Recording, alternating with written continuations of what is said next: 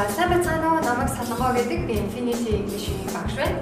За өнөөдөр би та бүхэндээ хоёр хамгийн чухал асуултын хариултыг хэлье. За хэдэн аялалцаа өгөх вэ? Нөгөөг нь хэрхэн аялалцаа зөв төлөвлөгөөтэй бэлтгэх вэ? Энэ хоёр дээр хариулт өгнө. За хэдэн аялалцаа өгөх вэ гэмэд хүмүүс багшаад бэлэн болохоор аялалцаа өгч юу, аялалцаа өгч юу гэж хэлдэг. Гэтэл та бэлэн болохоо хүлээгээд авах юм бол хизээж бэлэн болохгүй. Нөгөө наадмынхаа хушуур, цагаан сарынхаа бууцтайгаа дашин шуг болчтой шүү. Хамгийн чухал зүйл бол та одоо байгаа түвшнээсээ аялалцын хэдэн оноо авахад хэрэг хугацааны бэлтгэх шаардлага вэ гэдгээ мэдчих юм бол аялалцаа та хизээ өгөө мэдчих гэсэн. За хэрвээ та одоо би 3 жишээ гаргавчсан байна. Хэрвээ та анхан дунд түвшинтэй авах юм бол та аялалцын 7 оноо авах эсвэл 6-аас 8 сар шаардлагатай байна. Хэрвээ та дунд түвшний хүн байх юм бол 5-аас 7 сар шаардна. Харин та upper intermediate буюу агсан түвшний хүн байх юм бол 2-аас 3 сар шаарддаг аялалцын 7 оноо авах. За тэгэхээр та өөрийнхөө түвшингөө мэдчихээн. Дээрээс нь хэрэг хугацаа бэлтгэл шаардлагыг мэдчихлээ. Тэгвэл энийг мэдснээр ямар даваа талтай вэ гэвэл та өөрийнхөө түвшнийг мэдчихээн, хэдийн хэрэг хугацаанд аялалцыг бэлтгэхээ мэдчихээн те. Энэ хугацааг мэдснээр танд ямар ашигтай вэ гэвэл та бүтэн 1 жил алдахаас одоо юу гэдэг 2020 гадаад явъя гэж төлөвлөж байгаа бол аялалцынхаа төлөвлөлийг хичнээн зөв сонгосон ч гэсэн буруу одоо цаг хугацаанд өгчих юм бол аялалцынхаа оноог хэрэглэхгүйгээр 1 жил өгч өгөх хэрэг болдог. Хэдий та өөрийнхөө түвшинд мэдчихээн, хэдийн хэрэг хугацаанд аялалцаа өгөхөө мэдчихээн те.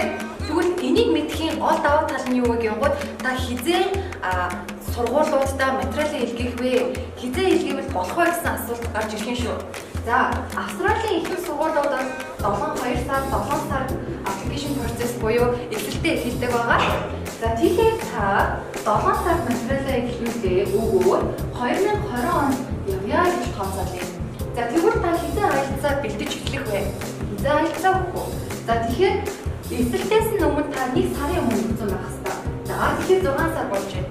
За тэгвэл 6 сараас наашаа татглаад энэ жилийн 10 сараас эхэлж та бэлдэх юм бол яах вэ? Яг аялалцынхаа бүсэн оноог аваад яг 2020 онд амжаад одоо бүх юмаа бүрдүүлээд өгч гэсэн байна. За эсрэг тохиолдолд дахиад 1 жил өгч гэсэн байна шүү дээ. За тэгвэл энэ 8 сарын хугацааг хэрхэн яаж үр дүнтэй өнгөрүүлэх вэ?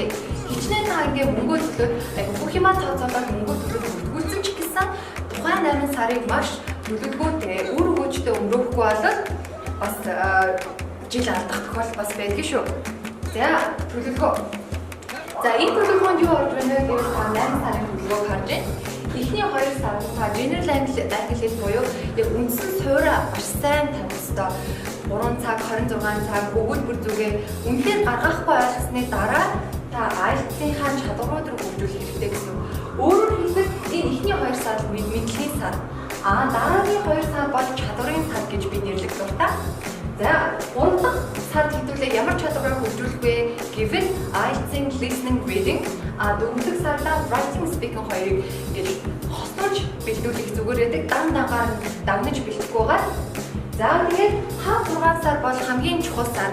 Та бүх аялалцынхаа стратегиудыг мэддэг болсон. Одоо юу их үү гэхээр өөрийгөө туршиж, өөрийгөө бэлдэх сар байдаг.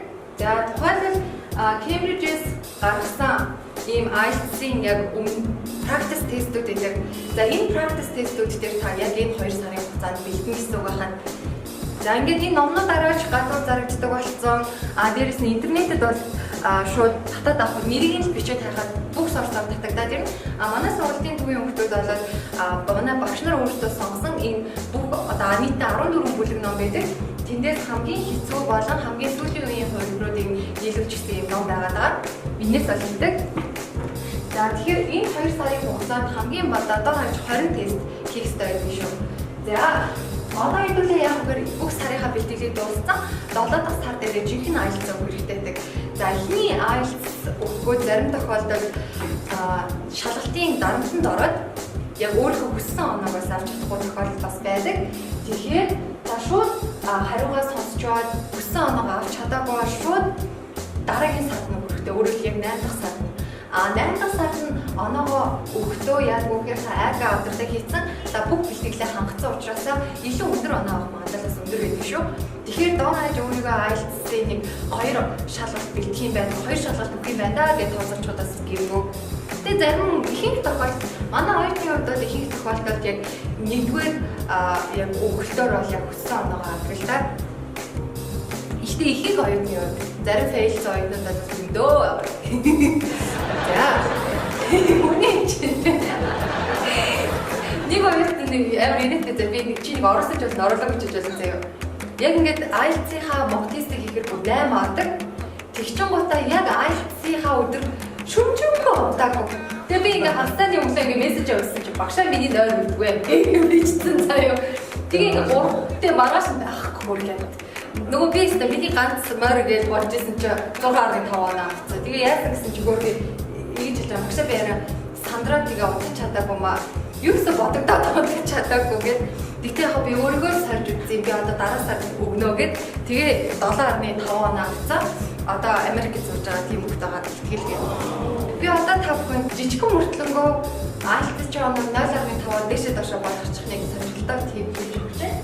Яг үнэхээр ерөнхийдөө бол бүх шалгалтууд нь адилхан байна гэж бол шалгалт авдаг хүмүүс бол хариу хэлдэг. Гэхдээ IELTS маань 2 төрлийн шалгалт байдаг. Та бүхэн мэдж байгаа. General, academic гэж. General нь болонгод нөгөө ажиллаж байгаа хүмүүсийн өгдөг шалгалт, academic нь болонгод бакалавр болон түүнээс дээш зэрэгээр сурч байгаа хүмүүсийн өгдөг шалгалт. Тэр энэ хоёрын ялгаа нь юу вэ гэвэл reading writing хоёр нь өөрөдөг, ижилхэн зүйл бас байгаа. Listening, speaking энэ хоёр нь адилхан байж байгаа. За practice test нэлээд олон ажилласан хүн бол бас яг нэг зүйлийг анзаарч байгаа. Зарим listening аюу амархан байдаг. Хүн хийж болдог. Зарим listening болохоор хэр хэцүү байдаг. За тэгмүүд яаж юм гэвэл өчнөө олон хүүхдүүд манайхаас IELTS-ийн шалгалт өгдөг. Тэгээ ирсэн хүүхд болгоноос асуугаад сонсоод байхад нэг ийм зүйл ажиглагдсан. Listening одоо academic general IELTS хоёрыг зэрэг авч байгаа өдрийг одоо ингээ одоо тэмдэглэсэн байдаг. Тэгэхээр academic general хоёрыг зэрэг авч байгаа өдрийнх нь одоо шалгалтынх нь listening speaking хоёр харьцангуй амархан байдаг юм байлээ. Тэгэхээр би юу гэж хэлэх гээд байна. Хэрвээ та IELTS-аа одоо бүглэж байгаа бол энэ general academic хоёрыг зэрэг авч байгаа өдрөнд бүглжүүл таны одоо байгаа онооны 0.5-аар өсчих магадлал бас өндөр шүү. 0.5 оноо гэвэл аюул том оноо.